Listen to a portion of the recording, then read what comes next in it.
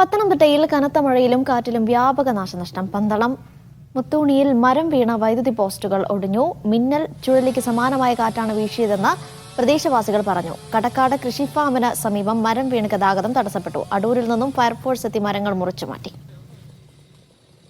നഗരസഭ 28-ാം വാർഡിൽ മുത്തൂണിയിൽ എന്ന പ്രദേശത്ത് ഇന്ന് വൈകിട്ടുണ്ടായ അതിശക്തമായ കാറ്റിലും മഴയിലും മരങ്ങൾ കടപുഴകി വീണ് KSEB ലൈനുകൾക്കും പോസ്റ്റുകൾക്കും കേടുപാട് സംഭവിച്ചിരിക്കുകയാണ്. 3ഓളം പോസ്റ്റുകൾ ഇപ്പോൾ ഒടിഞ്ഞ് നിലത്ത് വീണിട്ടുണ്ട്. അതിഭയങ്കരമായ കാറ്റായിരുന്നു അടിച്ചിരുന്നത്. വീടുകൾക്ക് കേടുപാടുകളൊന്നും തന്നെ സംഭവിച്ചിട്ടില്ല. റോഡിൽ പാർക്ക് ചെയ്തിരുന്ന ഒരു ഓട്ടോറിക്ഷയ്ക്കും കേടുപാടുകൾ സംഭവിച്ചിട്ടുണ്ട്. ഫയർ ആൻഡ് റെസ്ക്യൂവിന്റെ ഉദ്യോഗസ്ഥന്മാർ പെട്ടെന്ന് തന്നെ സ്ഥലത്തെത്തി മുറിച്ച് മാറ്റുന്ന നടപടി സ്വീകരിച്ചിട്ടുണ്ട്.